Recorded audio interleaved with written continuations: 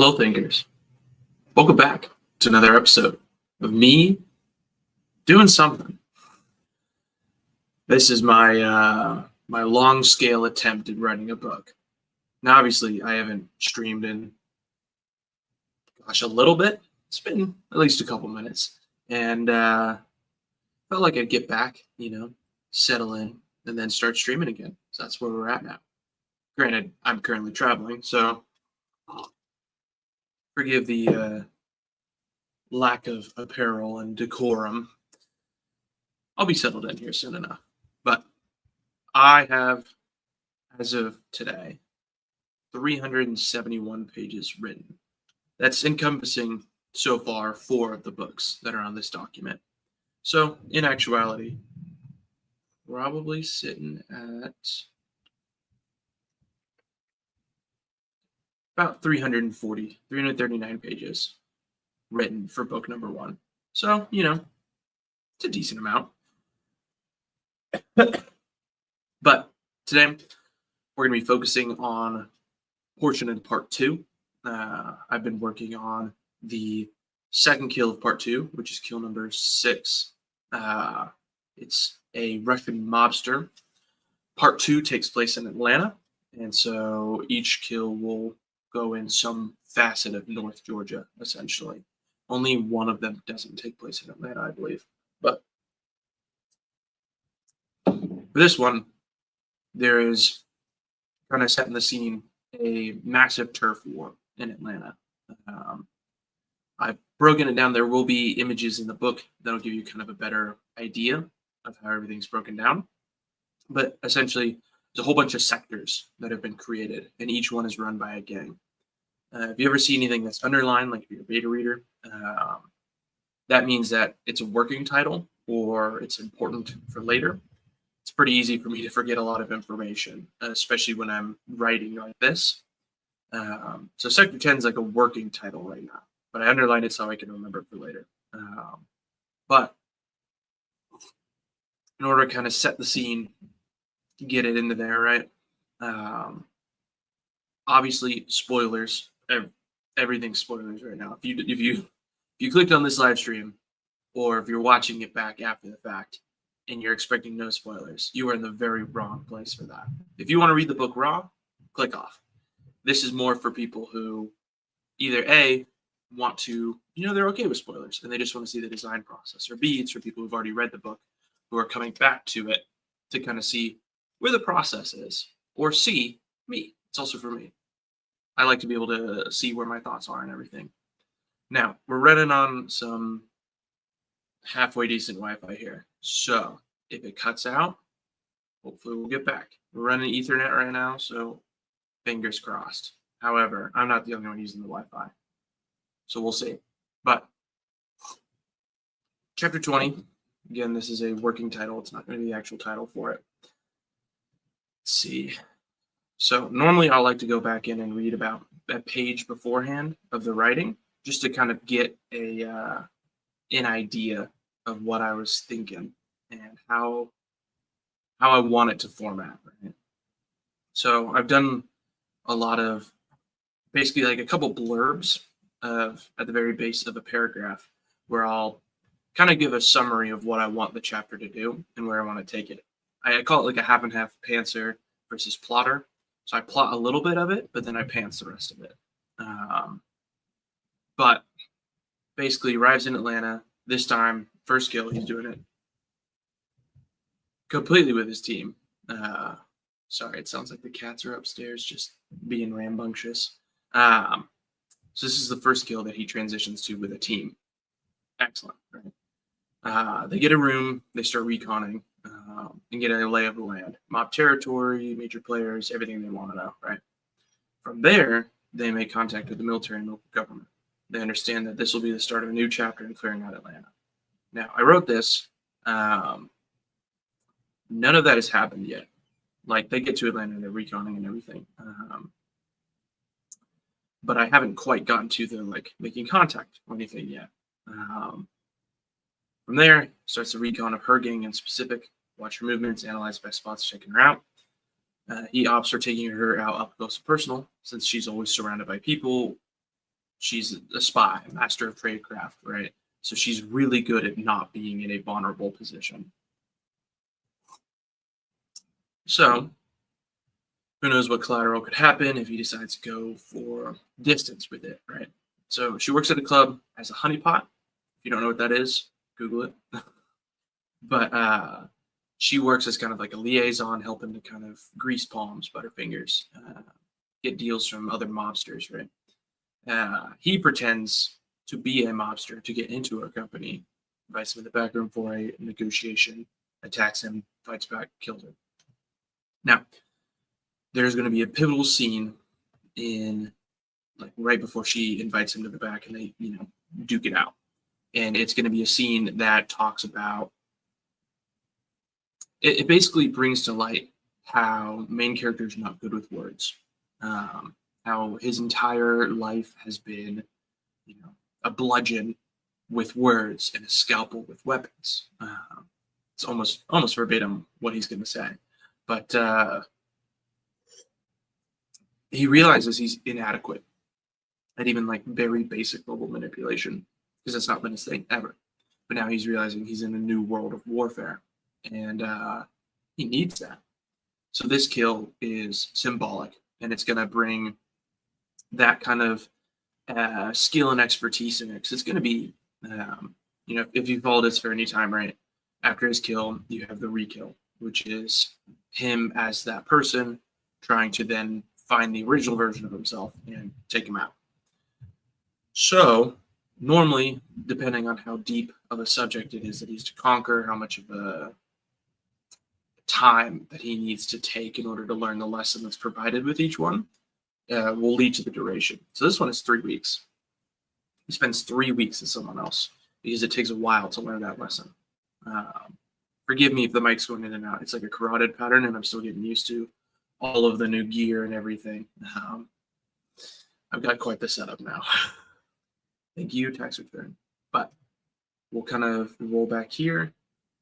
So in this portion, I believe, he is recounting the story of Belle and Giardo and those kills. And he's finally opening up to Hector and to Rebecca, which are two of the other like main side characters, right?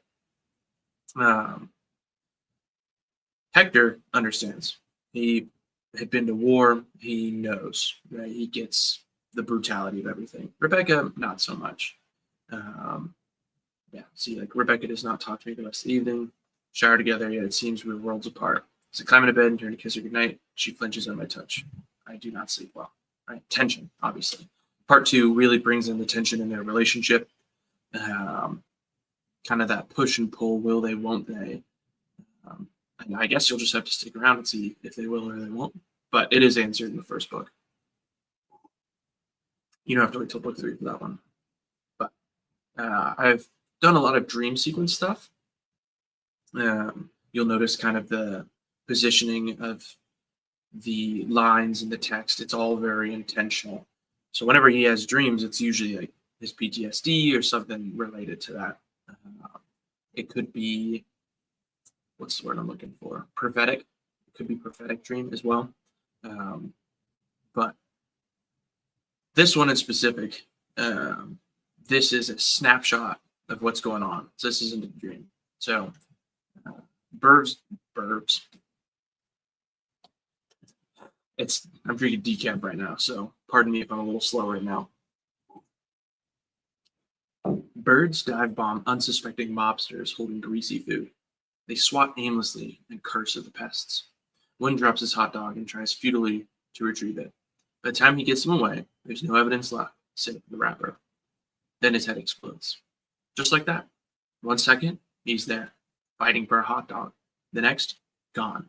No screams, no fighting back. Nothing except the last thought about fucking birds. Gunshots slam into the pavement all around as another minor battle breaks out. Hard to tell who started it or why. Just another day in paradise. I hold position with Hector on top of a dilapidated apartment building. He sits watching the camera feeds as I scout with the binos. So that gives you kind of the establishing shot of where we're at and what's going on, right? Average Atlanta moment. I would hate to have died and my last thought be about birds eating my hot dog. But it's the silliness juxtaposed by the absolute brutality and violence, right? So what was it?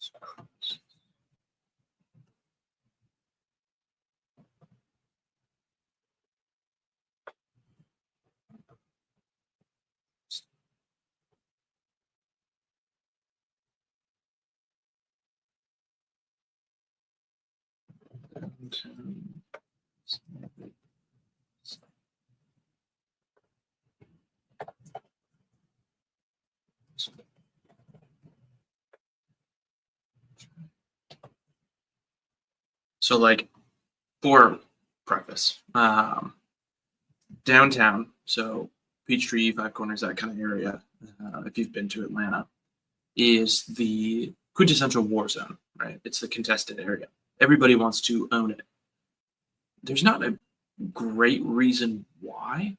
I mean, yes, it is a position of power, and there are a lot of skyscrapers and the like, but all I think there's 12 gangs that are fighting for it, are constantly in battle. There are businesses that still run. There's a community that still lives there, but it's terrible. Like, I, I don't have more sophisticated words for that. It just sucks. So they're watching downtown, getting the lay of the land right now.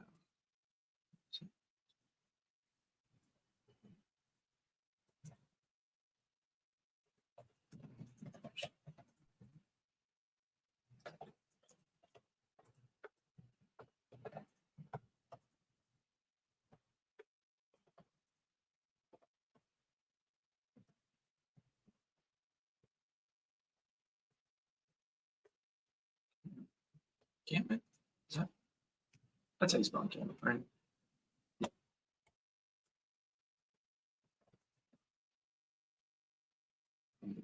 Feed.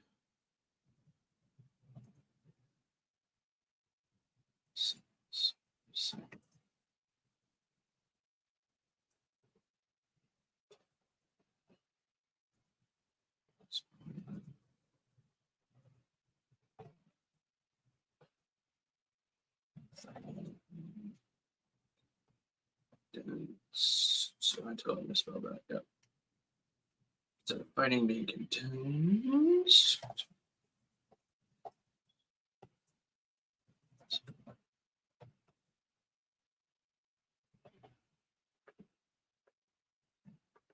Bullet. Oh my goodness, bullets will go astray. Strike.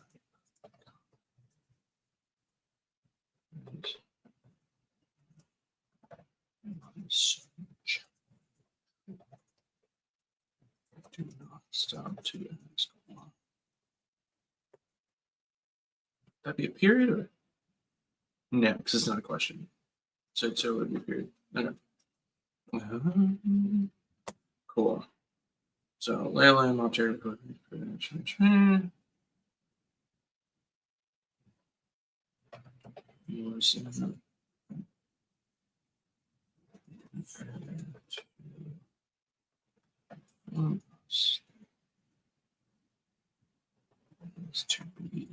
There's to be or not to be. There is a meeting in the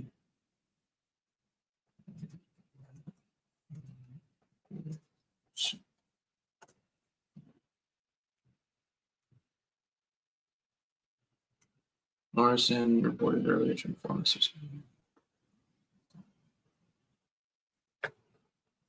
What was once classy establishment with a station now a thieves, numbers from all intelligence suggests secret.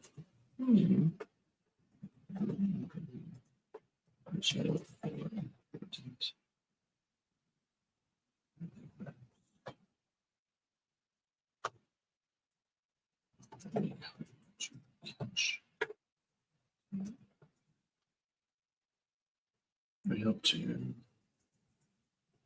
this. I really want to this recluse.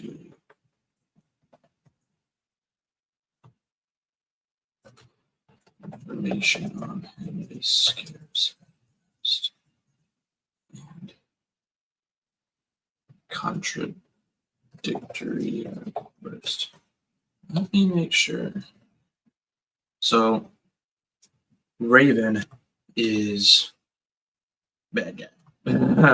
He's the big bad guy. Yeah, Raven, Ravenous, Raven. Here we are. Okay. So this is where he's first mentioned.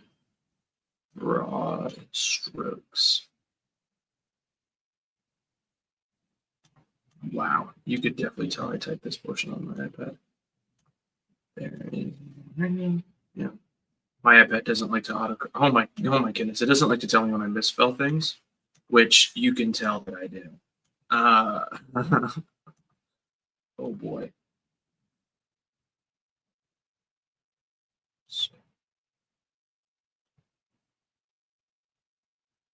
So what? They denied access.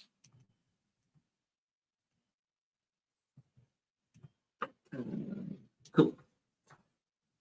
All right, so let's see what information I've provided first. So obviously I've been working with the character Raven for a while now.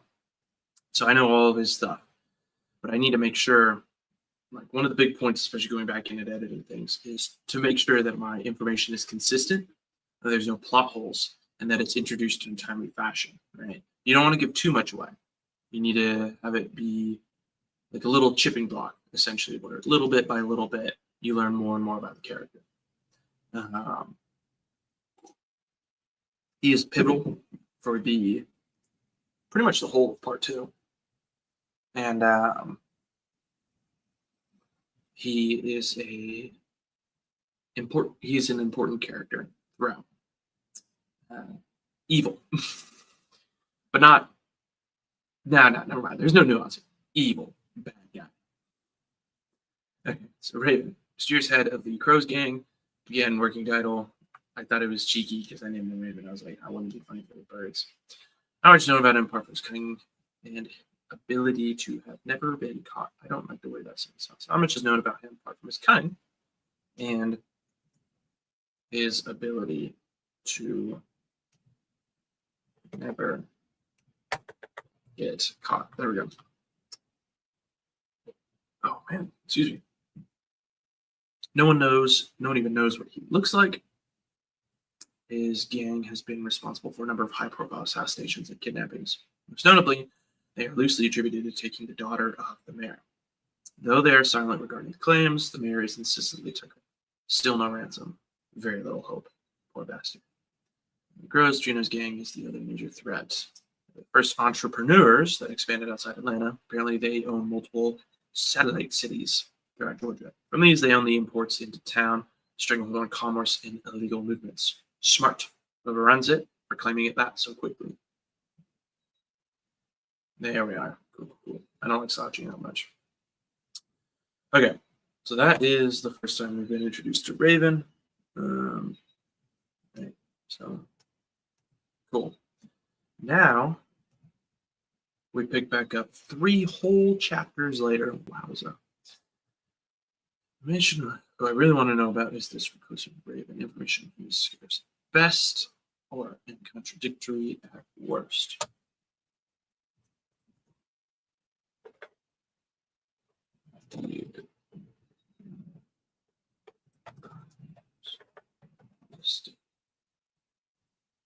Crimes attributed to him. Gosh. Crimes attributed to him on May. I'll just use the.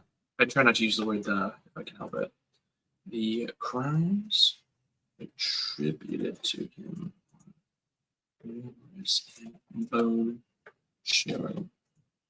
Seeing the photos of the reports, though I wish they stick with me in that way.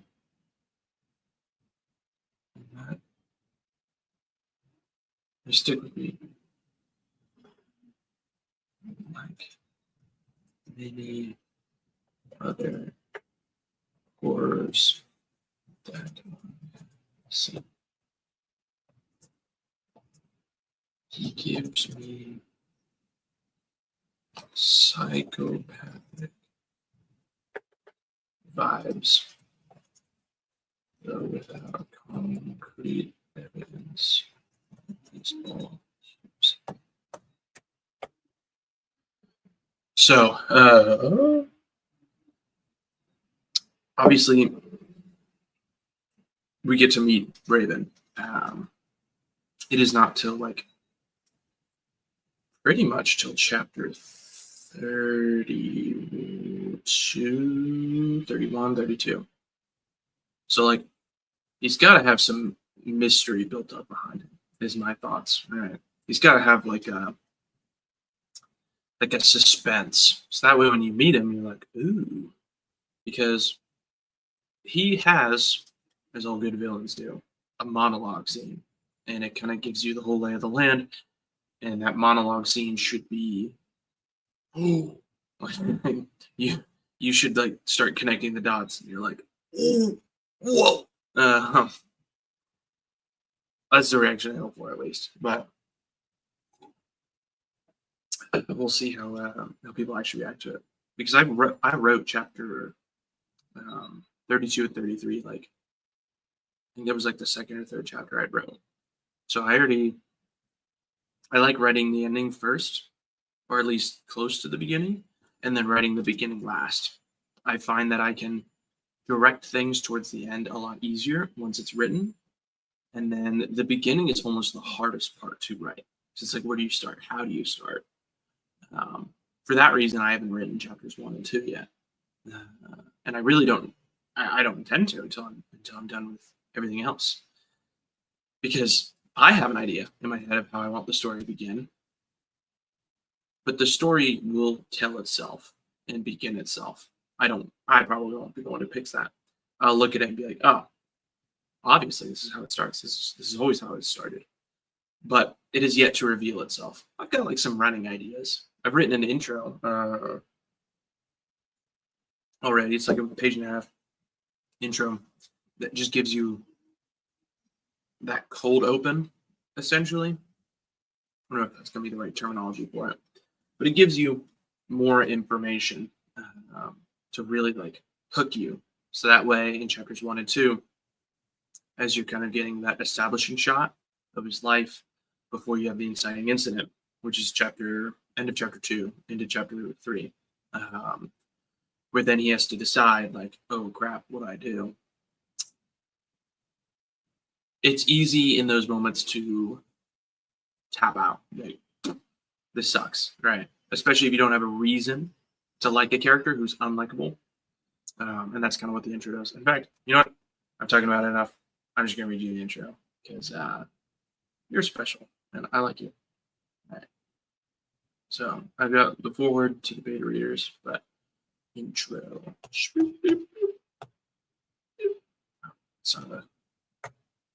Oh, that's definitely why. That's gross.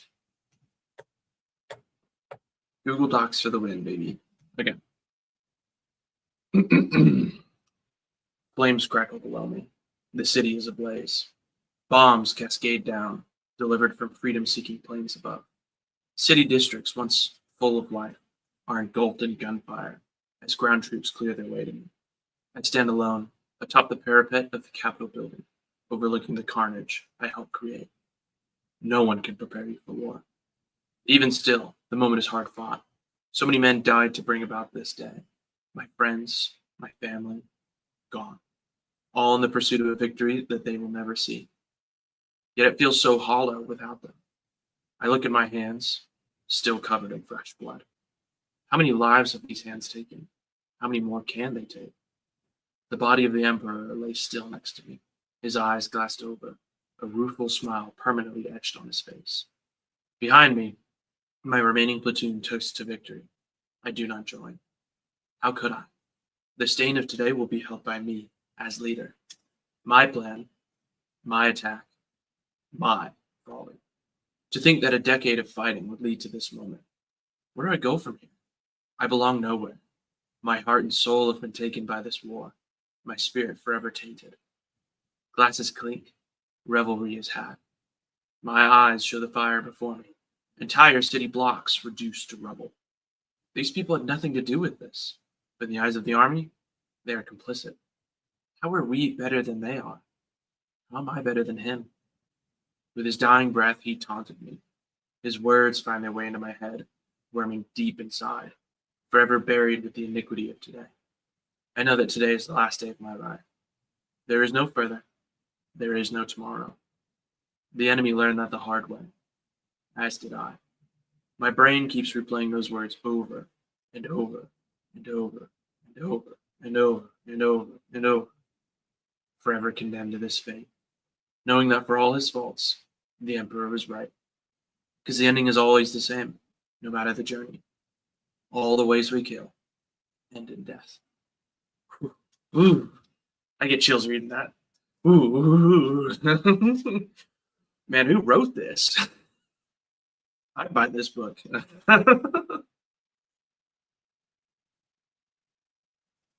Oh, orange juice.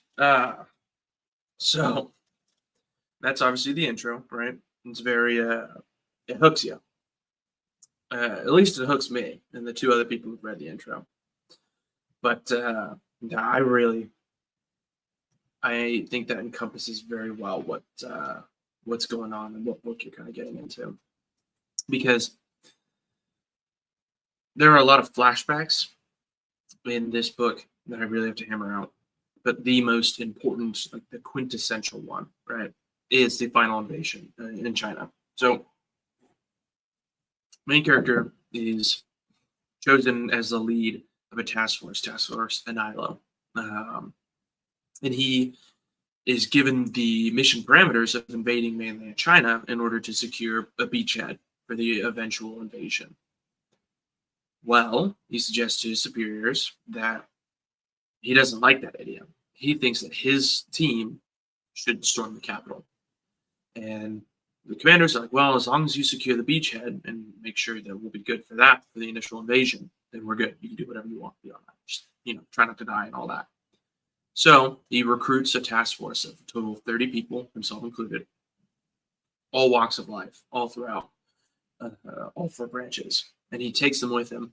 And sure enough, from beachhead all the way to the capital, they lose a lot of people.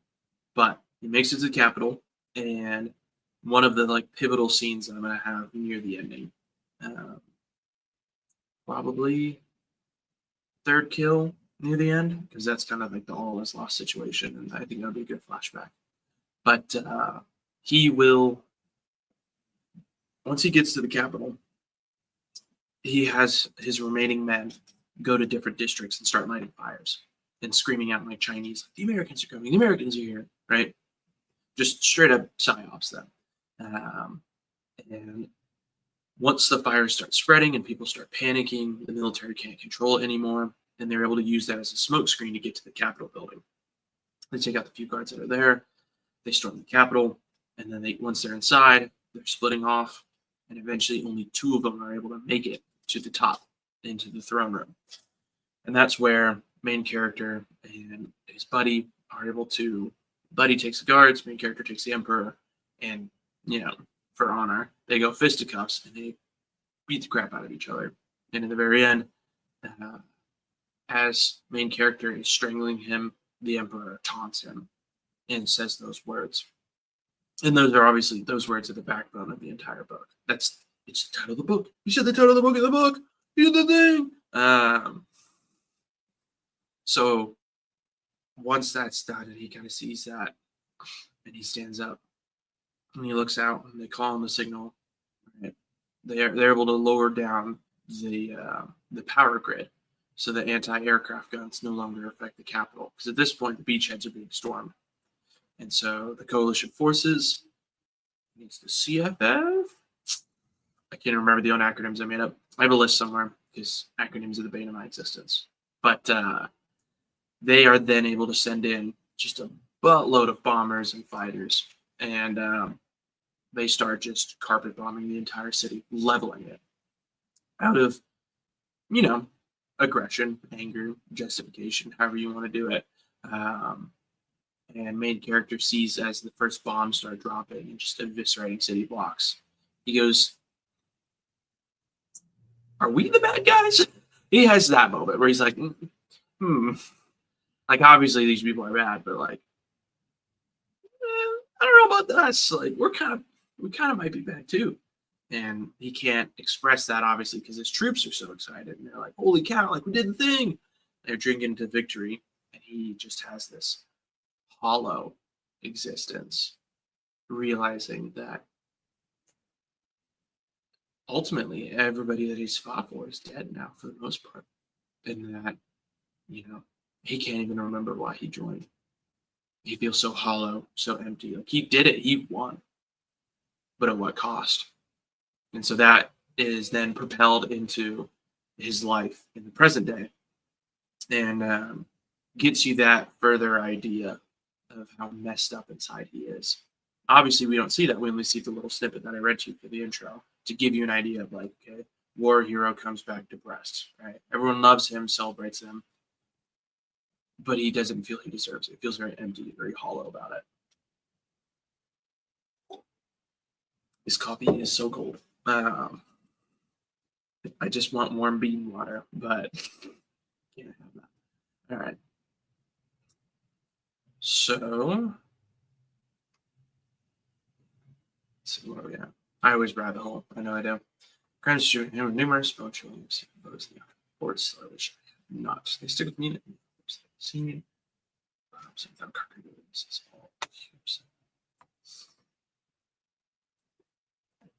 Yet my gut mainly is saying this is somehow. My gut saying.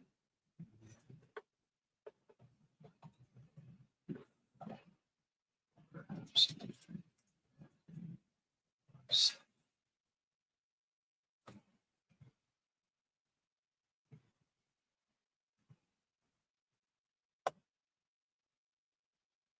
During time.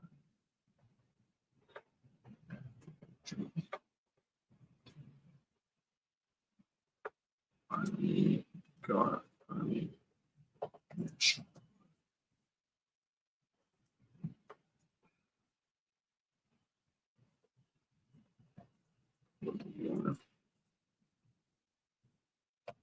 Okay. Now there's another point that I need to look up. Oh, snap.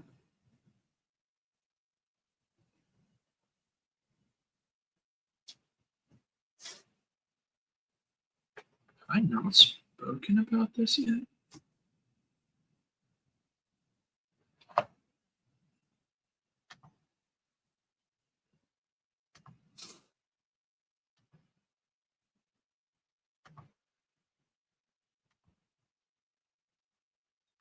Oh my gosh. I haven't spoken about that yet. Huh. Well, I need to do that. Okay. All right. So, flashback time. Let's see.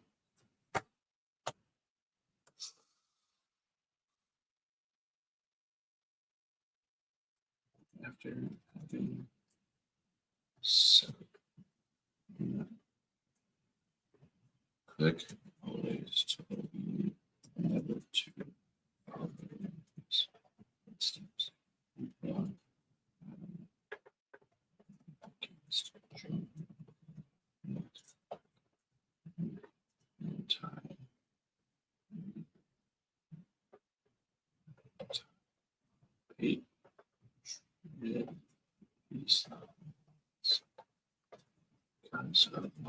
it will do to you.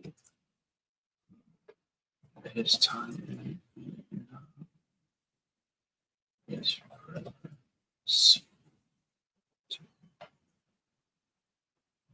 eyes to not listen. I wanted to be to serve. Server. Serve.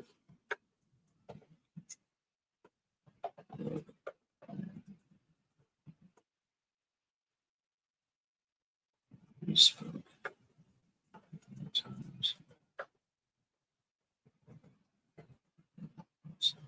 to the initial we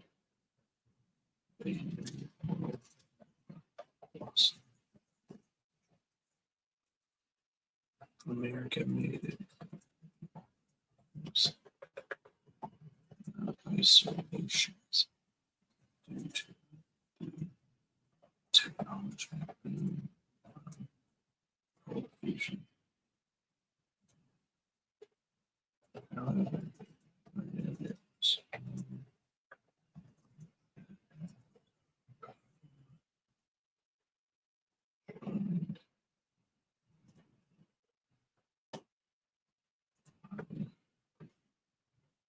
knew it was I need to be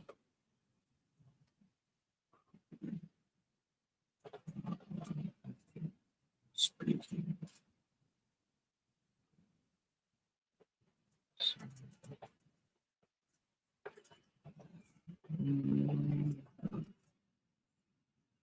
The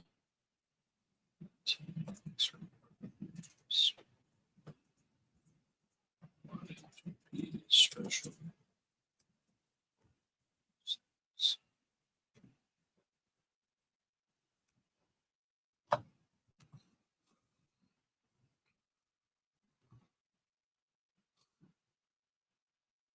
So, obviously, this is a pivotal moment of backstory, and I cannot believe that I haven't written it into here because this is huge. This is such a big part of him and who he is. Um, because one of the things that he struggles with is the identity between the artist and the soldier. And I've had many times where I've written down so much information, history, lore, and just completely forgot to include it. And in my own head canon, I'm like, oh yeah, of course. But then it's kind of hard to see the motivation behind it if you don't know who he is as a person. So yeah, now it's time to get that covered, and hopefully be able to tell you who he is as more of a person. Because most flashbacks that I'll do tend to be just war. I've done, I think I did one for talking about his father. That was a very big inciting incident one. And then a little bit about him going to the Ren. Not too terribly much. Because a lot of it's going to be saved for, well, not really saved for, but whatever I don't include is going to be included in book 2. Because that's where all the extra lore is going for the most part. But man, glad I caught that. Probably wouldn't have caught it if I wasn't streaming. Heyo!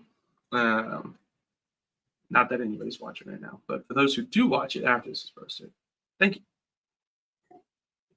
for being so judgmental as a straw man against me that I realized that I needed to write all this lore. So obviously this is alternate universe. GWOT doesn't happen. However, I'm just going to gloss over that and be like, Agent X-ray program exists. We can say that. Tough down nose. Forces.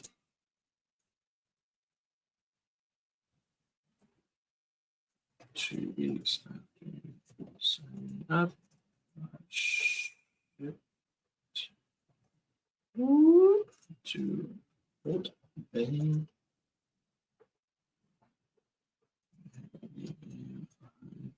Basic training. Nothing particularly special happened. very unhappy. Is he was also a hopeful.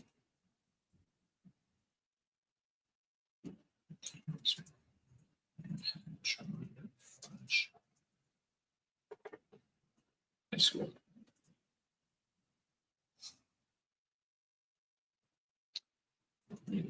Quickly.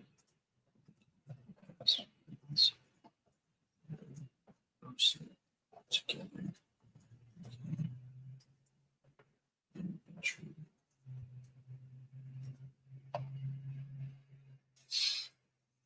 Okay, now I gotta consult the timeline because I've got I've got a huge amount of hyper specifics when it comes to the timeline. I do not want it to fall by the wayside, especially when it comes to specifically like his time in the war. And my goodness, my laptop is just running on overdrive right now. I'm not sure if you can hear it just screaming out right now because it doesn't want to do its job. But you know, something else. But the timeline I reference all the time because I want everything to be consistent. In a perfect world, right? My book would have no plot holes. The timeline would make sense. Everyone's character voice would be consistent, and it would just all work. We'll see if we get to be a perfect world situation because I've read so many books now where the author will release the next one, but he didn't quite like what he did with the previous one, so he kind of shot himself in the foot. So he has to go back and like fix it retroactively. Like that's the issues that I'm trying to avoid are the ones where maybe not necessarily like a lack of foresight, but the foresight isn't where you wanted to go with it. So that's why I'm writing all three. Well, all not all 20 yet, but like all 7-ish at the same time. The ones that are main timeline wise, right? I'm writing at the same time. So that way all the dots connect and I know what's going on and I know this leads to that, leads to that.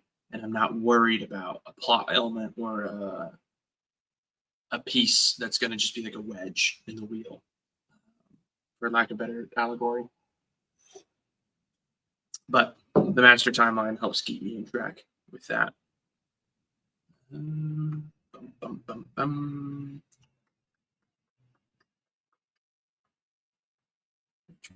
So 2000, the year 2000, it was June 21st when war kicked off.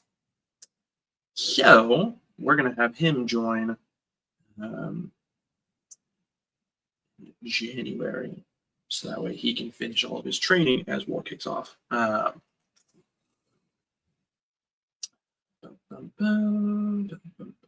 CFF, I was totally correct. Let's go. I know you can't see it on the screen. I don't want to show you the timeline. There are certain spoilers that I just don't want to show you. Not because I hate you, but because I love you. All right, so 2001. I think we joined the war in 2003. No. End of 2002.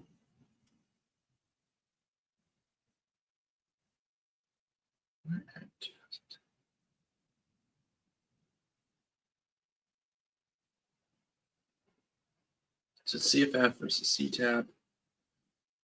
3 years. 2005.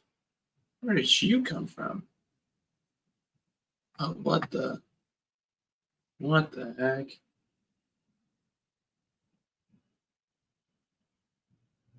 All right, the master timeline's messed up. Oh no. Okay. I'll need to go fix that. Whoops. All right, let's go ahead and get back to it.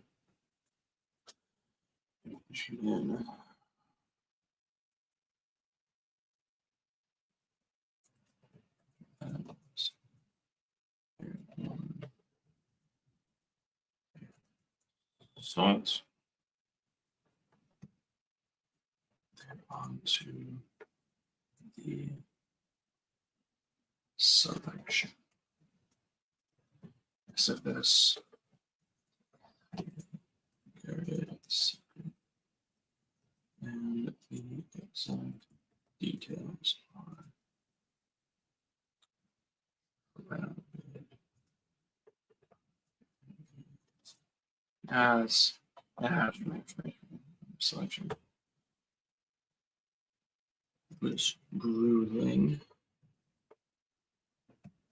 and tough. I guess those are the same exact word. It was grueling and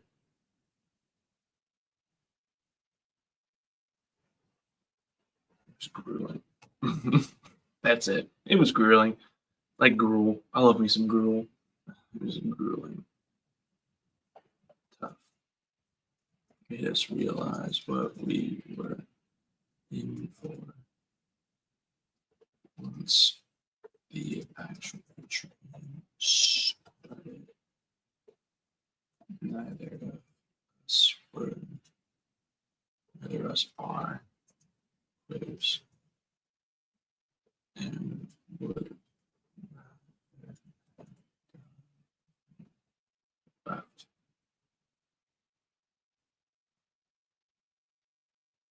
Then we pass.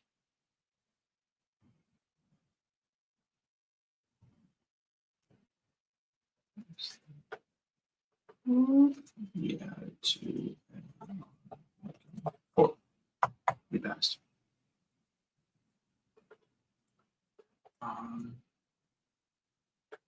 During the blocks of separate broke my leg during an intense rock. He got gout.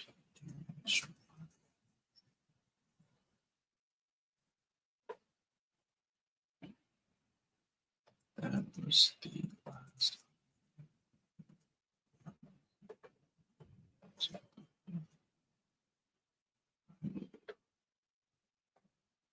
I was shoved into a infantry.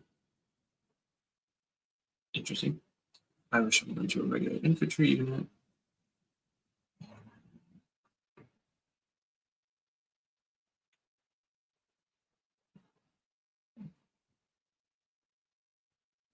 Oops. Oops. Oops.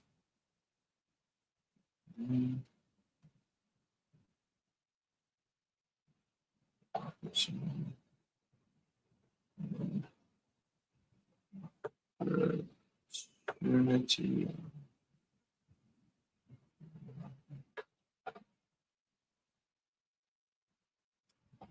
Click. So project is working.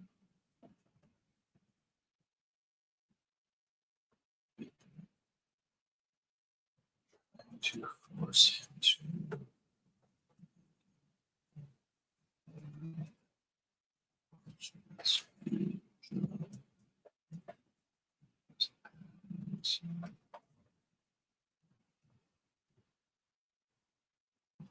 so he was adamant against it. Was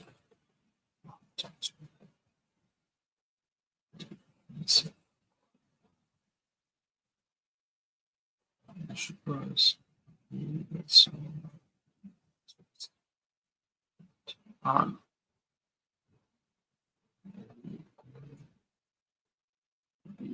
So use that is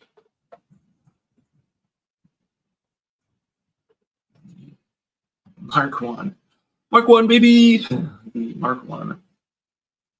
Exoskeleton suit. Work was clunky and inefficient. yet could stop and direct shot from it began. Not as perfect as hoped. He swept me into testing, and soon I could develop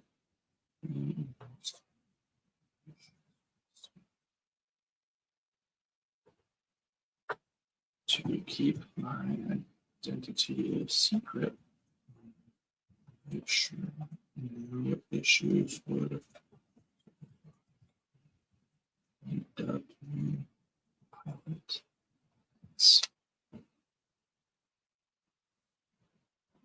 Then we entered the war. Soon I went from test them to the instructor. The Department of Defense dumped aliens into click.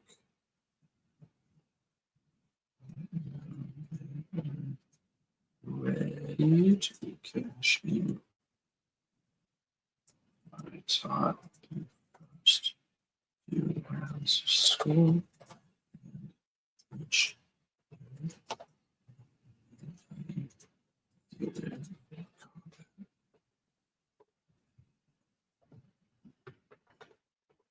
my turn soon came.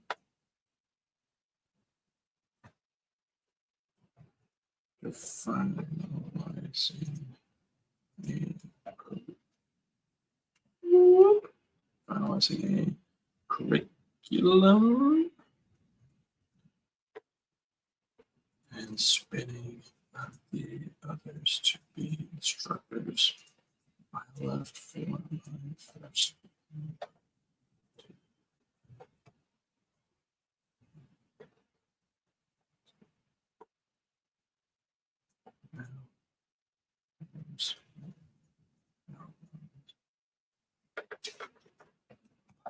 Max is the target. Max is legend. Legend. Identity unknown. Force. No, identity unknown. But a key instrument in the future.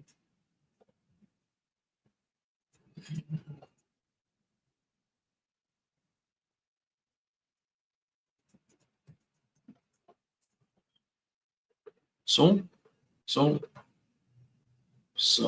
there we are.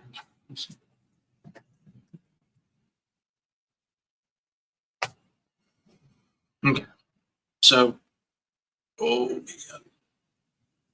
that is good. Well, I don't know. That is obviously what happened, right? But I need to probably go in and, when the editing comes, kind of tweak it to make it sound less pretentious, maybe? I don't know. Maybe that's just my perspective and how it's rolling out, but it almost seems a little too facetious. So I'll have to go in and tinker with that and see what's up. But yeah, I think it's a good little place to kind of stop there. I want to say it's Edgar Allan Poe who said, once you enter a flow state, stop writing, because it's easier if you know where your writing starts to get back into that flow state instead of exhausting all of your creative thoughts and then trying to start anew. So whenever I get into a zone where I kind of know what I want to do, especially with like the blurbs now helping me out, kind of giving me a path, I then stop. And then I'll transition over to like the next section that I want to write, or maybe tweaking things like timeline or character voice, or working on any of the future books. So it's kind of hard to get writer's block because there's literally always something I could be doing. It's just, man, trying to find the motivation sometimes to do technical things like timelines. They don't pay me enough for that. They don't pay me at all. But eventually, when I get the entire book into the full editing phase, pre-order will go out on the website. So we're standing up our website for Otzi here soon. So official merchandise company. Love it. It's been an absolute blast. And eventually we'll have our V1 bag that we'll release too, which is also really cool. So both of those will go up for pre-order within the year. But no, we're working on setting up an Instagram right now. As much as I despise social media, it's a necessary evil. So that should be out soon. Be on the lookout for that, as well as for the pre-order for this. I imagine within the year I'll have it done and published, and then pre-order for the V1. But beyond that, as always, thank you so much for watching. Thank you for tuning in for me doing a thing. Obviously, from when I started this to now, there's been a lot of gaps, a lot of leaps and bounds. And I'm sorry that I haven't been able to stream as often with it because I've been traveling a lot. And it's really hard to stream in a coffee shop where there's barely any Wi-Fi. It's an uphill battle. Pretty soon I'll, knock on wood, have a place again with consistent Wi-Fi and Ethernet, and I can hopefully start streaming once a week to kind of continue with the process. Because it is cool to be able to use this to like look back on what I was thinking, and once the edit kicks in and a lot of stuff is removed, adjusted, whatever, it's cool to have like a historical account, at least, of what I wrote and what I was thinking. I don't know. I've always had an interesting relationship with edits and historical accounts. Like I have a whole document of literally everything that I delete, I will copy over this document and put down like alternate ending or scrapped ending or different whatever. So like, between those two things, I have a pretty comprehensive history of the book. And who knows, maybe that's only important to me. But hey, I'm the writer. I get to do what I want. I write the thing. So we're just about now hitting an hour. So I think I'll be letting you all go. Thank you once again for tuning in. And for those who are watching after the fact, thanks for sitting down to watch a previously live stream. That's beyond what I would do. And I love it. Thank you so much. Your support means everything to me. Comment down below if you saw anything that you're like, what? Why did you write that? Or errors or edits or anything like that. And if you want to be a beta reader, hit me up as well. I'll get you on the list and get you rolling. The more people we can get eyes on the book, and the more edits we can get, the better of a product it'll be when eventually it's published. So thank you as always, thinkers, and we'll see you later.